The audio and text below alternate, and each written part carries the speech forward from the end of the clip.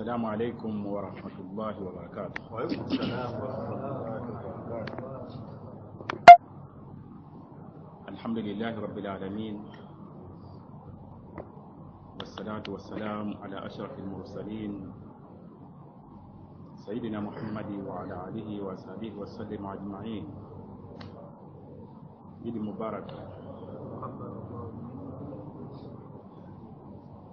Nibaza Allah subhanahu wa ta'ala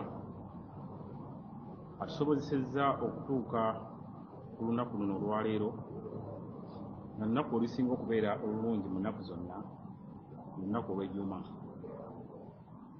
Ate era nimwebazaamu ak'ensusso okubeera nti atusobozesezza n'atuwa obulamu ne tusobola okubeera nti tumaliriza okusaala eswala ya jjuma. Tulina okwebaza nti alhamdulillahi rabbil alamin. Nzizaako okusaalira omubaka Nabi Muhammad sallallahu alaihi wasallam we yajja n'obuluŋŋamu, yajja nga kyakusaasira eri ebitonde byonna.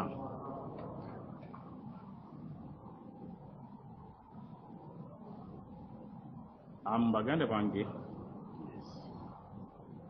tubadde mu nnaku oba tukyali mu nnaku, ennaku mu myezi egy'emizizo Shawwal, Zulqaada ne Zulhijja wa 10 ayyam, nga ennaku 10 zaguweddeko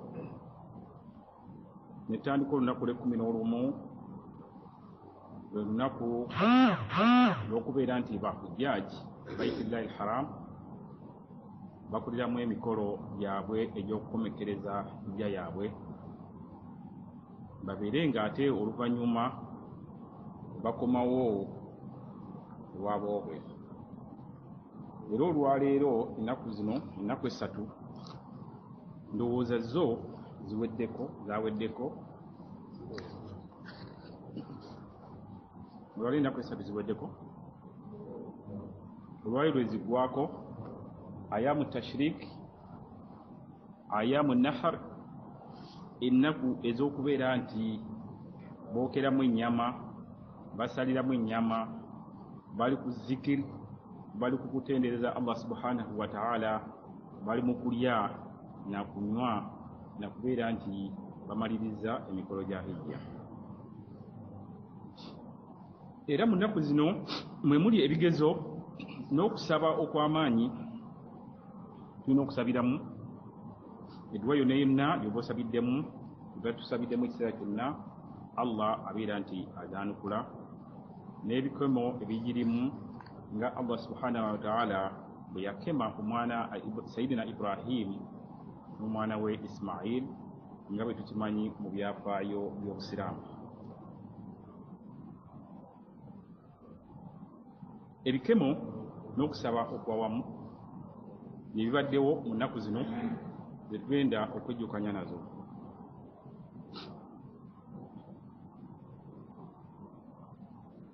Tukimanyi bulungi nti empagi z'Obusiraamu ziri 5: shahadatu la ilaha illa Allah wa anna Muhammadan rasulullah,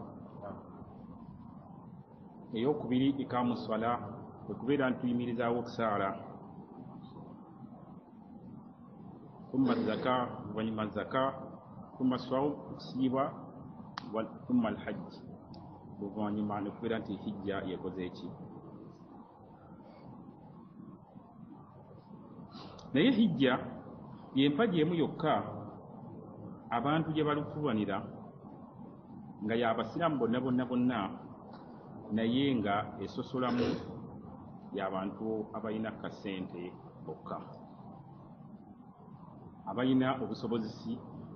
Allah baba asobozesezza nga bakuŋŋaanyizaawo ensako, sente n'obusobozi okubeera nti waliwo ekkubo eribasoboza okubatuusa ku nnyumba ya Allah subhanahu wa ta'ala ye Kaaba, n'okubeera nti balambula n'emizikiti, omuzikiti gwa Nabi Muhammad sallallahu alaihi wasallam ogw'e Madiina.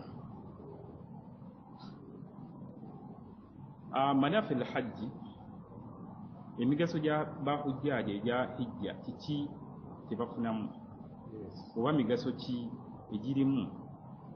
Tuba tujja kuwulira buwulizi nti hijja mpagi yakutaano ate nga lilmustati eri alina obusobozi nga waliwo entambula waliwo obutebenkevu waliwo emirembe so sigenda nti waliwo ebizibu era mwali mukiwuliddeko nga bagamba nti omwaka guno abantu abava mu nsi gundi tebajja kujja olw'obulwadde bw'Ebola kati ekyo kibeera efuuse ensonga nembeera nga temujja kusobola kukola ki kutuukiriza mpagi eyo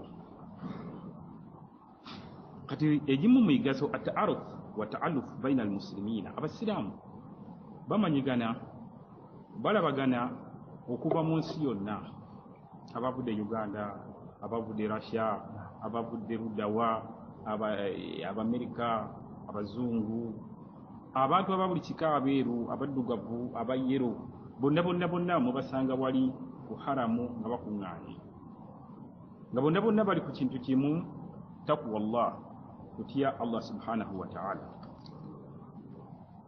n'okutya Allah subhanahu wa ta'ala kwe kubeera nti ogondera ebyo byonna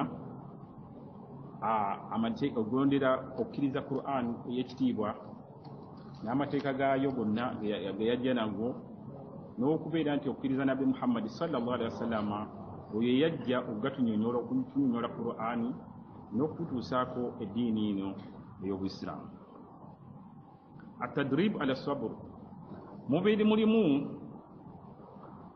okubeera nti ekyokubiri atadrib ala sabr ekuyigiriza obugumiikiriza kuba omuntu agenda e Makka obeera mugumiikiriza nnyo bw'ogenda mu Arafa oba Emina gye bali kati gye bamaze ennaku 3 oyiga obugumiikiriza buba bw'amaanyi abantu emiliyoni 2 ze baatugambye eziri mu kifo ekimu ku haramu okuva wano okutuuka wali ku rawundi oyinza okutambulirawo essaawa nnamba kati mu bantu abo bonna mulimu abakadde mulimu abalwadde mulimu abaki olina okubeera nti ekuyigiriza obugumiikiriza n'obukwata mpola n'okugumiikiriza buli kintu kyonna n'okubeera nti akhadhi bizimami nafsi ila alhaq ekyokusatu mulimu okubeera nti tunywerera ddala ku mazima ne tumanya nti eddiini ey'Obuyisiraamu yeddiini ey'amazima Allah gye yassa era gye yassa ku Nabbi Muhammad sallallahu alaihi wasallam nga kyekitangaala kitulina kyokka eddiini yokka entuufu emanyiddwa mu nsi yonna oluvannyuma lw'okulaba abantu abo bonna bakuŋŋaanye mu kifo ekimu ab'amawanga ag'enjawulo abafaanagana buli kkala zonna ab'ennimi enjawukamu n'ebintu ebirala byonna kati egyo gye gimu migaso n'okubeera nti okola ki weetegereza abantu abo n'obalaba ngeri gye beesabamu Allah subhanahu wa ta'ala gye bamwegayiriramu gye bazze mu kifo ekimu gye bali nga bakwata mpola b'amazima toyogerera bigambo bya kiraagidaala wala kusuuka fil hajji kubanga tewaliiwo kukaayana yadde ebigambo bya bulimba mu hajji mwonna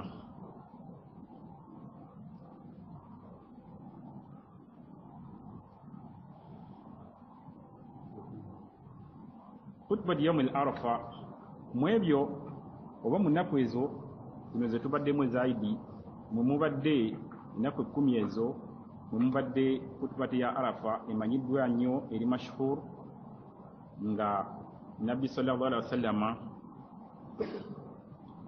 gye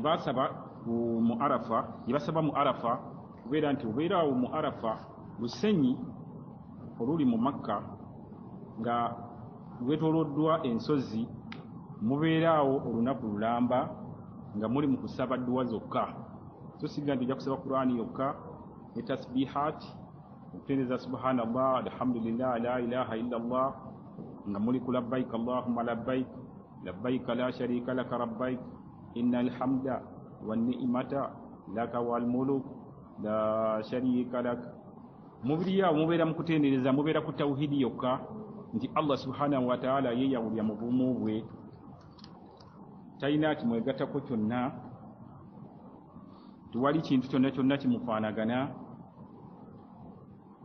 nga ne tawhidi esatu nga bwe tuzimanyi zonna tawhidi ilahiyya tawhidi eyokubeera nti yekwatagana ku Allah subhanahu wa ta'ala nga batugamba nti kul huwallahu ahad Allahu samad lam yalid walam yulad walam yakul lahu kufuwan ahad. Ali omu yekka, tiwaliwo kintu kikola ki tujja kusobola kugenda mu makulu gaazo, wabula tujja kuyita mu buyisi tawhidi zonna zonna tubadde tuzikola ki tuzisoma.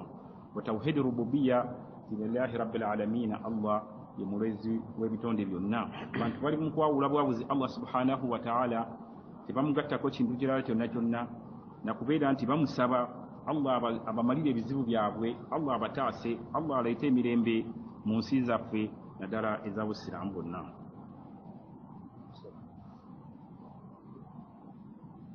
Wal arafa kulluha mawqifu, arafa bayimirira mu lusenyu ne babeeraawo nga bali kubugumiikiriza basaba Allah subhanahu wa ta'ala, bamwegayirira, balya banywa, mubeera ku tasbihaati. So siga nti ojja kusoma Qur'ani yokka, oba ojja kubeera ku zikiri, mulimu okusaddaaka, mulimu okukola ebintu bingi nnyo, emirimu gya ibaada gyonna gyonna nga bwe tukimanyi.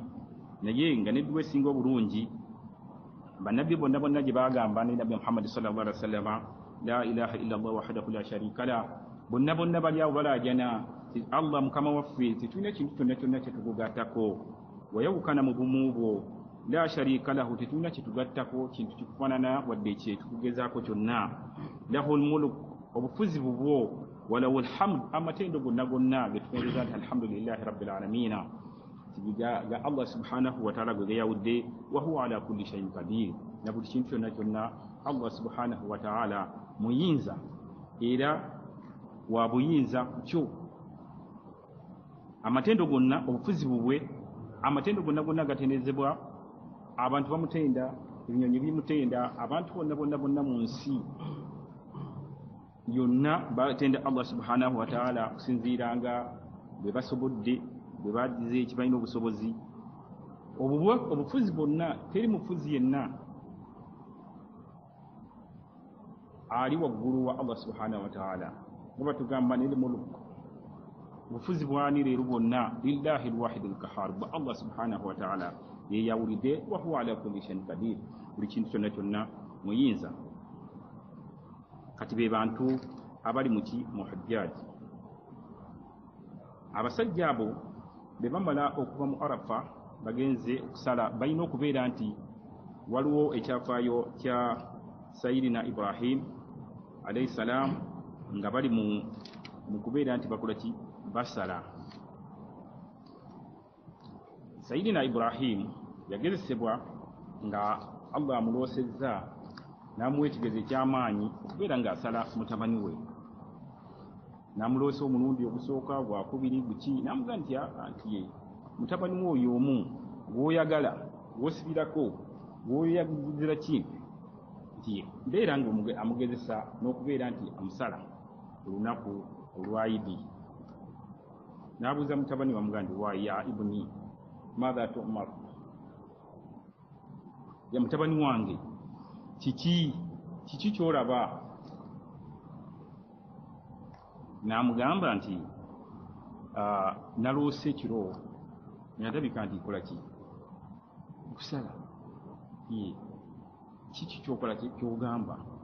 Kirowoozo ki ng'omwana bw'abeerawo ne muzadde we? Naye olw'okuba oli nabbi wa Allah subhanahu wa ta'ala yeyawulidde, yasobola okwogera n'omwana we.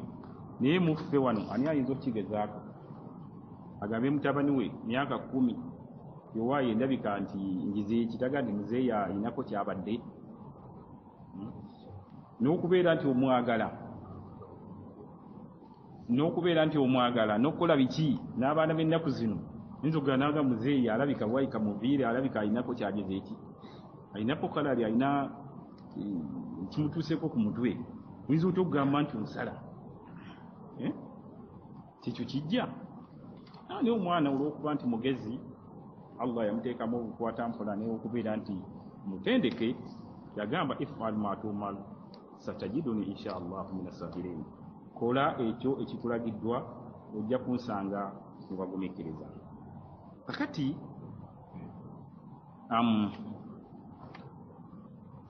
okubeera nti nabbi asala mutabani we, Allah yamuwa yamuteererawo n'amugamba nti yamuwa kubeera nti tasaddize mwana n'amuteerawo endiga kabishain amulahain nebeera nga gyasazeemu mu kifo ky'omwana we, naye ng'omwana agambye taata we kola ekyo gino ekikulagiddwa ojja kunsanga mubagumiikiriza. Singa naye abaana b'ennaku zino ndowooza buli omu omanyi kiyandikoze eki kiyandigambye.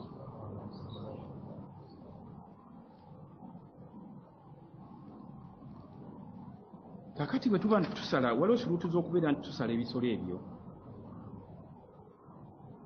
okubeera nti tugisala ng'etuusiza nga nkulu, tetusala kato weziza omwaka akaba endiga oba mbuzi oba ngamiya oba nte etuusiza shariya gyeragira okusala, nebeera nga namu si nema si ndwadde si ki tuyinza okugamba nti kano akabuzi kano akalwadde kemba nsala olwaleero. Ate noteeka okubeera nti osala mu kiseera kimanyiddwa, so si kugenda nti osala ekisaawa yonna yonna yoyagalidde. Olwaleero bwe nalweddeko enkya ojja kuba tosaze, ojja kuba osaze bino byaffe byaki bya bulijjo, era nyama yammwe osaana okubeera nti ogiryako n'oliisaako n'ogabanako n'osaddaakako n'owaako banneyiba bonna ne babeera nga nabo bakola ki balyako. Era kigwana okubeera nti bw'oba osala okozesa al ihsan. Ihsan kwe kuyisa obulungi ekisolo ng'okisala, kyebasa wansi n'obeera ng'okisala n'ekisa n'obusaasizi n'ekiso ekikaddi bihaddi shufra ng'ekiso nga kikoze eki kyogi, so tosalisa kino ekigira kyekigirumya obulumya, okisaza olina okubeera nti osala nampisa. Wa sunna okubeera nti buli musiraamu yenna bwenna bw'oba osaze olina okulyako n'ogabanako n'owaako bamwiraana. Togamba nti osaze obusaze gwe n'oteeka mu firiigi n'ogamba nti ekyo n'okyebulizaamu bonna. Naye bw'omuwaako musiraamu si musiraamu, naye n'abeera nti alaba nti ekyengira ky'obusiraamu oba dohiya gy'osaze, Nabbi Ibrahim yali agenda okusalamu omwana we, essaawa entoyinza mwepankirako, n'ogamba omwana wo gw'ozaala w'owulira nti omwagala nnyo n'omugamba nti nkusala, kigezo ky'amaanyi nnyo, imtihaani y'amaanyi. Era ndowooza emirembe gino egyaffe abatali bannabbi kizibu n'okukyogerako n'okuwulira obulizi nti mwana yatuuseeko ekizibu kyonna, wenna wenna oggwawo osiriira yudiresebo. Ne bw'oba olina babiri nga balongo nga nze bennina, obulwako ne bw'osala onosala hasani oba kusiini, eyasooka oba oyagize ekyo yasembayo oba agize ati. Naye kati bw'oba osaze olina okulya ku bekeya ku nnyama eyo n'owaako ne kuba neyiba naawe n'ogira ki ne kabuugi n'omwezi. Lwaki tusala? Qala ta'ala fasali rabbika wanhar. Bwe tumala okusaala idi nga tugisadde, nabaga nti ab'e Makka bo tibasaala, abagenze ba hujjaaji Baytullahi al-Haram bo tibasaala, babeera Mina nga bakola emikolo gya hijja, babeera bagenze okusala, babeera mu kusala, babeera mu tahalul awwal lwe lusumulukuka olusooka, naye nga babuzaayo okugenda e Makka okubeera nti bakola tawaafu ifada. Tawaafu ifada yebeera emaliriza emikolo gya hijja, naye babeera awo nga basala bakubye ekiwaji ekisooka ku makya, ne basala ne bakendeezako n'embiiri zaabwe. Fasali rabbika, bwe tumala okusala kweno tubeera mu kusaala idi. Toyinza gandi onoogenda mu mikolo giri ate oveeyo ogende e Makka osange idi, oba ogende mu mizikiti wali ogusange, kisoboka. Wanhar, osale n'ekisolo. Okusala, okubeera ng'osala mu mateeka ga Allah subhanahu wa ta'ala. Okusaala kwe kuyimirizaawo essala ng'osaala lillahi subhanahu wa ta'ala. Osaala kwa lillah ng'obeera ng'omwegayirira, n'okusaala huwa mukhul ibada. Ibada awo wetandikira, kubanga bw'osaala obeera muhrim, obeera tukkirizibwa kukola kintu kyonna kyonna kirala obeera muhrim ng'omuntu ali e Makka tokkirizibwa ali muhrim kubeera ng'osalako envirizo okendeeza biki byonna emikolo gya hijja oba tonnaba gikola ki nibo no bw'ogenda mu kusaala obeera muhrim kasita oleeta takbiratul ihram oba tokkiriza kuzannya okukwata ssimu naye kyewuunyisa abamu bazikwata wano abamu bazirekako n'amala eddakiika ng'agitereeza ne leero nina gwe ndabye ng'atereeza essimu yagireseeko kati byo byonna bye nagenda nga weetegese obeera muhrim tokkirizibwa kukwata kintu kyonna kyonna kayisitooga nti allahu akbar imaamu aleeta takbiratul ihram tolina kuzanyira mu swala olina kubeera nga otereera ogoberera imaamu yaliko ng'eswala bweteekeddwa etandika na takbiratul ihram nekubako ne taslim assalamu alaikum warahmatullah ne bw'ogikolamu n'ogizanyiramu obeera tosadde obeera oli ku bibyo wanhar osale n'ekisolo so sigga nti osala ekisolo ebimanyiddwa ng'eŋŋamiya ente embuzi n'endiga ebintu ebimanyiddwa ebisalibwa mu busiraamu naye ng'obisala lillahi subhanahu wa ta'ala nga bw'atugamba Allah subhanahu wa ta'ala kul inna salati wa nusuki wa mahayaya wa mamati lillahi rabbil alamin suratul an'am oli ogamba kul inna salati manyumba okusala kwange wa nusuki n'okusala kwange n'okukola biki byonna okusala okusaba okwegayira Allah subhanahu wa ta'ala lillahi rabbil alamin biri eri omutwenzi wa Allah subhanahu wa ta'ala kubanga eswala n'okusaba kwonna kujjuddemu tawhidi nga bwe nabagambye nti tubeera tuleeta la ilaha illa Allah allahu akbar walillahi alhamdu ekigambo nabbi Muhammad sallallahu alaihi wasallam yagamba ne bannabbi bonna naffe ffenna awo yentandikwa ya tawhidi akati osaze ennyama eno gy'osala Allah agifunamu ki oba kiki kyajagaza bagambye nti inna salatu wa nusuki wa mahayaya lillahi rabbil alamin nagani fasalli rabbika wanhar osale agifunamu ki Allah subhanahu wa ta'ala lwaki atugamba bw'atyo tubeere nga tusala n'okusaala eswala eza bulijjo salatu mafruda n'eswala eza sunna n'essalatu al-idaini zonna eswala ezo tuzisaala ku lulwe qala ta'ala lan yanala Allahu luhumuha wala dima'uha walakin yanaluhu at-taqwa minkum kadhalika sakhkharaha lakum wa litukabbiru Allahu ala ma hadakum wa bashshiril muhsinin surat al-hajj Allah subhanahu wa ta'ala atunyonyola n'atugamba nti talina kyayagalamu talina kyafunamu mu nnyama eyo gye muba musaze mbuzi ze muba musaze eŋŋamiya ze muba musaze wadde omusaayi gwe muba muyiye nti gwayagala okunywamu nga bano abalala bwe musala tebasalidde wa musingi gwa nnyumba basaze ekibanja kyange ekigire ki basaze nga bwe bamanyi bwe basala abo bonna bonna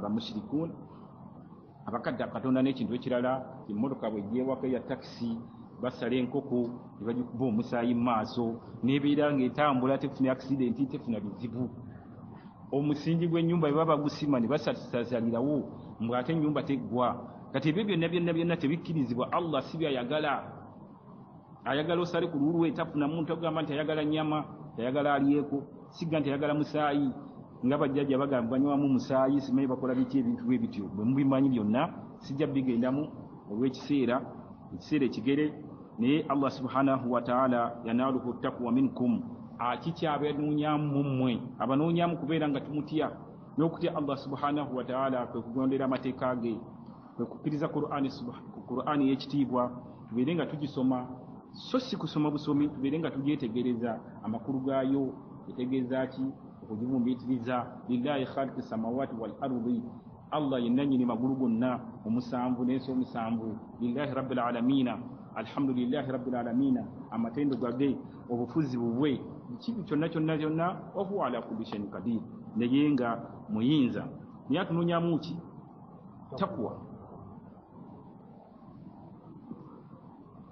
kyaba bagondeza ebintu ebyo byonna walitukabbiru Allahu ala ma hadakum wa bashiril muhsinina ne mbeera bwe mumaliriza ebintu ebyo byonna birina okubeera nti takwa gyatunoonyamu tukabirullah kubeera nti tutendereza Allah subhanahu wa ta'ala. Allahu akbar, Allahu akbar, Allahu akbar, subhanallah walhamdulillah wa la ilaha illa Allah wa Allahu akbar. Wa bashiril muhsinina, sanyusa abakozi b'obuntu obulungi.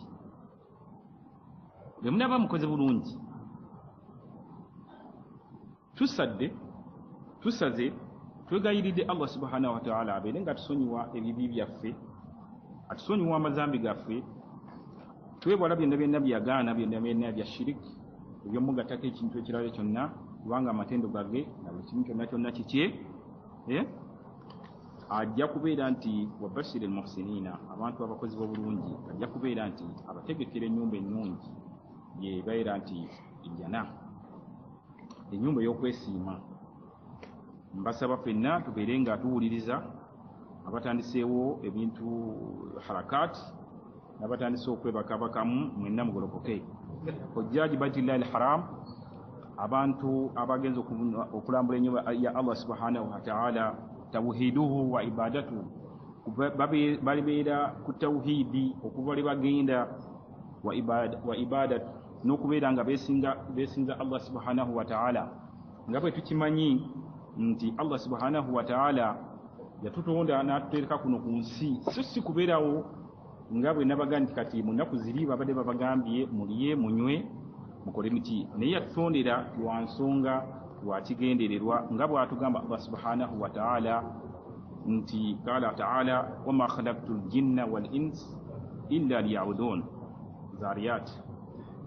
Allah subhanahu wa ta'ala yatutonda kubeeraawo tulekawo ttayo, kubeeraawo kutaayaaya butaayaaya, naye yatutondera kubeera nga tumwesinza, nga tumwawula mukhlisina lahu ddin walau kariha alkafirun au mushrikin, kubeera nga tumwesinza Allah subhanahu wa ta'ala gwe tusaba yekka. Alhamdulillahi rabbil alamin arrahmani rrahim maliki yaumiddin iyyaka na'budu wa iyyaka nasta'in. Awo wonna tubeera tuliki tutenda Allah subhanahu wa ta'ala amatende gage, omulezi w'ebitonde, maliki yaumiddin, omufuzi w'olunaku lw'enkomerero, iyyaka na'budu, gwe gwe tusaba era gwe gwe twesinza, tekirina ekintu kirala kyonna. Naye waliwo abamu tusaala ng'ebintu bye tusala tetubitegeera. Eyo dduwa y'amaanyi nnyo, iyyaka na'budu, gwe gwe tusaba, wa iyyaka nasta'in, era gwe tusaba okutubeera mu buli kintu kyonna. So si tugamba nti waaye osaala ate eno olinayo akantu akaki kewatadde akayirizi mu waleti ate kekandabira ekkubo. Tubeera nga tumwesinza Allah subhanahu wa ta'ala mu bumumu bwe, mu kumwawula nti Allah tagatibwako kintu kirala kyonna. Era atugamba subhanahu wa ta'ala walakad ba'athna fi kulli ummati rasulan an ibudu Allah wajtanibu at-taghut, surati Nahl aya 36. Nti Allah subhanahu wa ta'ala atugamba yatuyigiriza engeri gye twesinzaamu Allah subhanahu wa ta'ala, n'okumusaba n'okumulajanira n'okubeera nga tudda gyali yekka. Ti mazima Allah subhanahu wa ta'ala yatutumira omubaka mu buli kitundu kyonna, mu buli umma yonna yatumamu omubaka. Abayuda batumira baadamu baani bonna, naffe yatutumira omubaka Muhammad sallallahu alaihi wasallam, oyo yajja n'ekitangaala eky'eddiini y'Obuyisiraamu okubeera nga akituyigiriza, kubanga bw'ogamba nti ibada oneesinza atya Allah subhanahu wa ta'ala. Nabbi Muhammad sallallahu alaihi wasallam kwe kubeera nti yajja atuyigirize nga bw'atugamba nti khudhu anni manasikakum, muswallu kama ra'aytumuni, musaale nga bwe muba mukoze eki mundaba, bwe mulaba nkola nabwe musobola mukola ki bwe muba mukola. Oba khudhu anni manasikakum, mujje kunze nga mulabira kunze emikolo gya hijja tugira kubira ku Nabbi Muhammad sallallahu alaihi wasallam, okubeera nti ebintu ebyo byonna byajja atuyigirize nga ng'omuntu bw'otwala omwana ku ssomero n'asoma, bw'amaliriza oluvannyuma lw'omwaka bwabeerawo ebibuuzo ebisembayo, ne batandika namwe okubabuuza bye babadde babayigiriza, musomye mutya, mukoze mutya, bwe mulabira abaafunye A, abaafunye B, abaafunye C, abaagudde. Kale naffe wano twajja nga tuyigiriza tubeere tusinza Allah subhanahu wa ta'ala yekka wajitanibu twaquut twewale ebyo byonna ebyokugatta ku Allah subhanahu wa ta'ala atwaquut kwesinza ebintu ebitali Allah subhanahu wa ta'ala ebyo byetweterawo amasanamu biki byonna obuyirizi obuntu bwe muteeka mu waleti nti bwebagiri batya obuti bwe musenyaako tibigire ebyo byonna tubitwalira mu atwaquut tebikkirizibwa mu ddiini y'Obuyisiraamu. Nabbi Muhammad sallallahu alaihi wasallam tabituyigirizangako era tabitugambangako. ويقول عز من قائل واعبدوا الله ولا تشركوا به شيئا.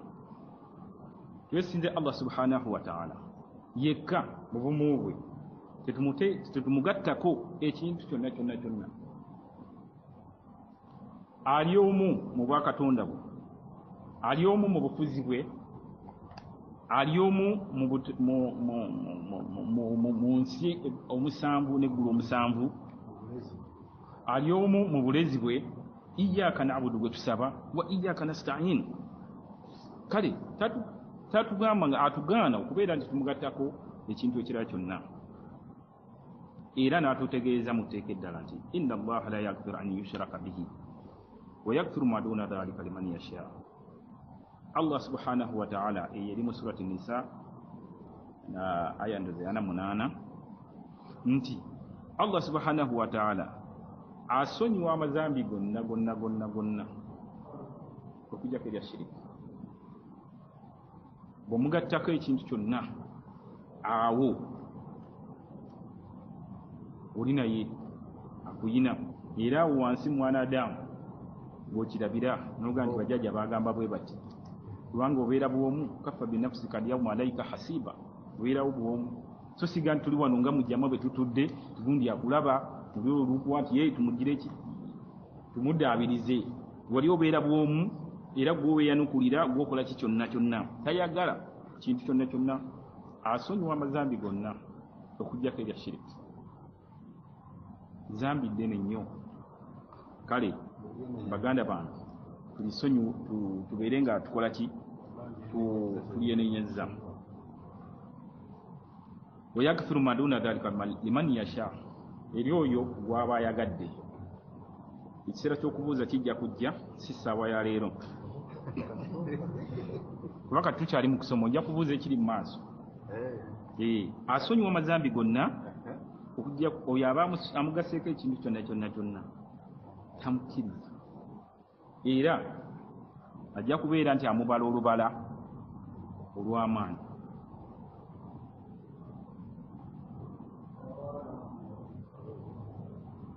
Era nga bategeeza mu tteeka eddala nti innahu man yushriku billah faqad harrama Allahu alayhi aljanna wa ma'awahu an-nar wa ma lidh-dhalimina min ansar.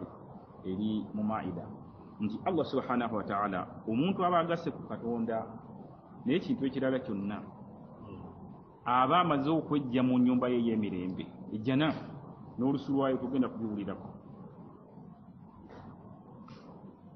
Gw'oba omaze okwejjamu wekka era obudiro bwo muliro Jahannam yogenda okubeera bwe budiro bwo. wa ma lidh-dhalimina min ansar. Era buli muntu abeera nti ayaza amanyiza omuweeyo gwe n'akola ebyo Allah subhanahu wa ta'ala byatamulagira kukola, ne yesuulyayo gwa nagamba obudiro bwe muliro. Kakati tuweereddwa okukimanya nti al-ibadatu lillahi wahdahu la sharika lahu. Ibada zonna za Allah subhanahu wa ta'ala yeeyawulidde tulina okusaba, tulina okubeera ntwesinza buli kintu kyonna kikye. Eyo nno ye aqidatu sahiha.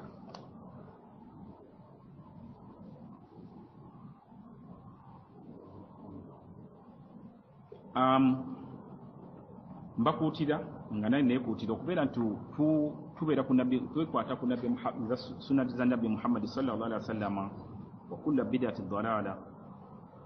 Fa fi sahihayn min hadith Aisha, nga bw'atugamba Aisha mu hadisi ye nti man ahdatha fi amrina hadha ma laysa minhu fa huwa radd. Wa fi riwaya Muslim man amila amalan laysa alayhi amruna fahuwa raddu. Tulina okubeera nti twekwata ku ebyo byokka nabbi sallallahu alaihi wasallama yatulagira okubeera nti tukola, tetuzuula byonna kuyingizaamu kintu kipya mu ddiini, kubanga eddiini yaffe nabbi Muhammad sallallahu alaihi wasallama yajjula. Tekiwali kyetaagisa kubeera nti olina kyoyongeramu oba ozuula mu ddiini yo ng'okusinziira amagezi go bwe gaba gakuwadde. Ne tubeera nga tukola buli mulimu gwonna gwe tuba tukoze tugukola ku lwa lillahi subhanahu wa ta'ala.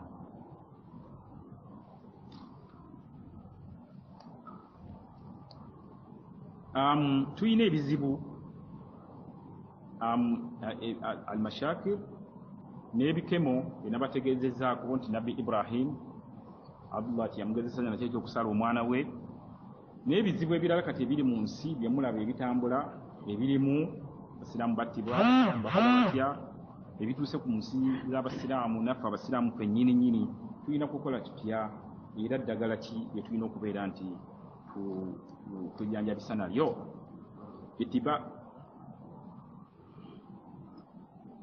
illa bitibai kitabillahi wa sunna. Tulina okubeera nti twekwata ku kitabo kya Allah subhanahu wa ta'ala, naye nga ye Qur'an ey'ekitiibwa, eyo etaliimu nkyukakyuka yonna, eriwo eyogera ebyaliwo ebiriwo n'ebiribaawo. Tuteekwa okubeera nga bye tuddako bye tusoma netugyetegereza amateeka gaayo, tubeera nga tugakolerako n'enjigiriza ya nabbi Muhammad sallallahu alaihi wasallam, ebigambo bye, enkola ye, n'engeri gyatuyigirizamu okusala n'okusaba. Eryo lyokka eddagala lye tulina okubeera nga tukola ki. Naye omuntu anaabeera nti tabyekutteeko, eyo yenkola nabbi Muhammad sallallahu alaihi wasallam gye tugamba, era n'ategeeza n'alangira n'aga nti annaha lan tadillu maadama mutamassikan bikitabillah. Omuntu anaabeera nga agyekutteko ajja kubeera nti amaze okubeera nti kakati lyesiima, ajja kubeera nga tuli mu kkubo tuufu, tujja kubeera nga tetulinaamu bubuze bwonna, era yatulekera bintu bibiri: kitabullah, tunaaba tubyekutteko tetujja kubula Qur'ani y'ekitiibwa ne sunna ze zonna okutwalira wamu, n'ez'abagoberezi ne basahaba be nga tuzeekutteko, tubeere nti tutuuka ku nnyumba ey'emirembe n'okwesiima Allah subhanahu wa ta'ala, nga tutuuka mu maaso ga Allah subhanahu wa ta'ala nga tuli bantu abasiraamu abasiimiddwa.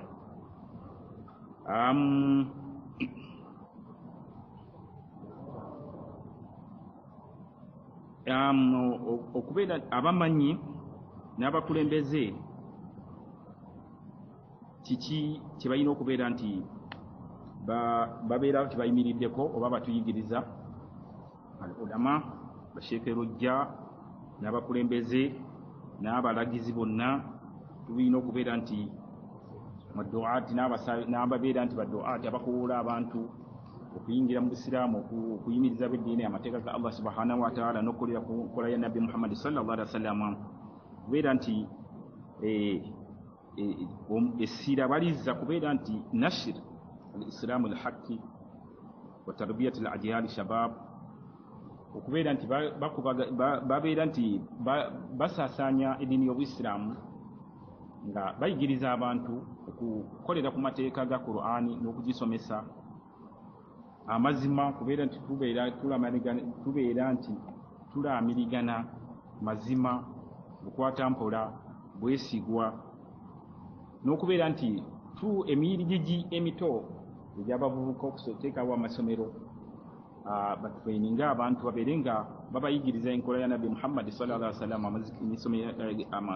amasomero agakwatagana n'Obusiraamu, n'okubeera nti abavubuka babateekamu, kuba abavubuka empagi z'enkya kati bwe babeera nti babataddeko enjigiriza ennungi n'enkozesa ennungi eya Qur'ani n'okugisoma n'ogyetegereza, bajja kubeera nti badda ku kkubo lya Allah subhanahu wa ta'ala okuyimirizaawo da'awa ey'amazima ne tawhidi eyo gye banyumiriza nti la ilaha illa allah muhammadan rasulullah kwe kubeera nti tujja kubeera nti eddiini esigalawo tutuuke mu maaso ga allah subhanahu wa ta'ala nga tuli bantu abasiimiddwa. Ekisembayo nga allah bw'atuyigiriza okutaasa eddiini ya allah subhanahu wa ta'ala atugamba nti wa atasimu bihablillahi jamia wala tafarraku. Ali Imran ya 13. Allah ategeeza mu Qur'ani ey'ekitiibwa nti tubeera bumu, twekwata ku muguwa gwa Allah subhanahu wa ta'ala oba twekwata ku ddiini ya Allah subhanahu wa ta'ala, tubeerenga twekwata ku Buislaamu, ku Qur'ani ey'ekitiibwa ne sunna za Nabbi Muhammad sallallahu alaihi wasallama.